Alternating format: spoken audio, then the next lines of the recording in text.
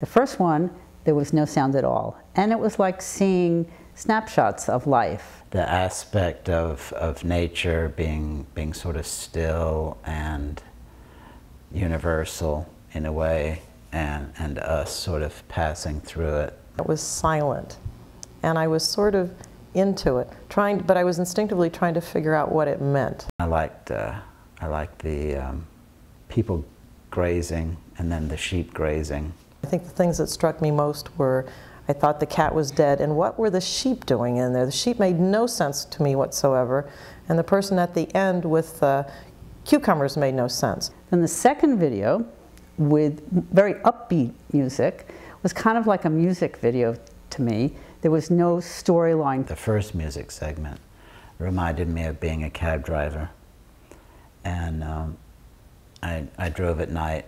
You just saw so many things, and it was always little vignettes of things in it, and sometimes you didn't even know what you were seeing. Oh, well, most of the time you didn't know what you were seeing.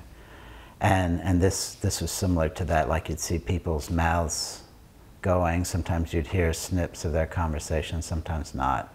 Sometimes they'd be in the cab, sometimes they'd just be passing by. The last one definitely pulled me in the most because there was tension in the music. There was dramatic tension in the music, which then created dramatic tension in the movie. When the subway car came in, you wondered what was going to happen. Was something dangerous going to happen?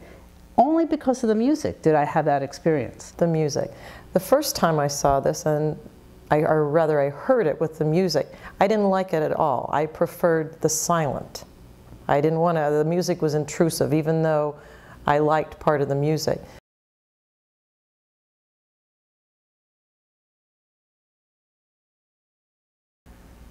Some would be tempted to describe this video as a bunch of random stuff and leave it at that.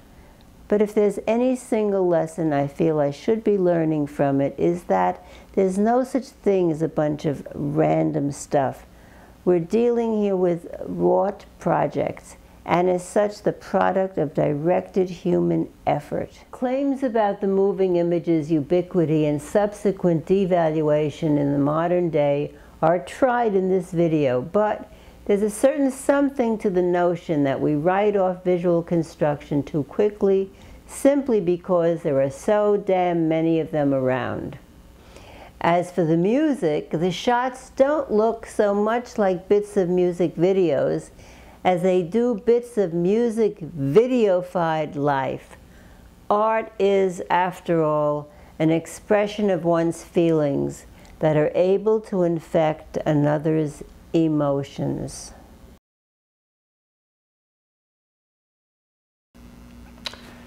The first part is silenced. This video is something of a conceptual Buster Keaton, a wiry, distant frame, subjected to several stripes of turmoil. Ultimately, I suppose that comes to one of those exercises in decontextualization and juxtapositioning, and it turns out to work somewhat successfully well when viewed that way.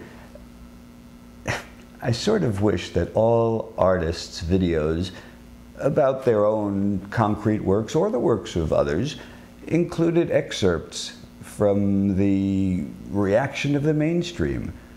Though I'm as sick as you are of hearing talking heads ask, but is it art?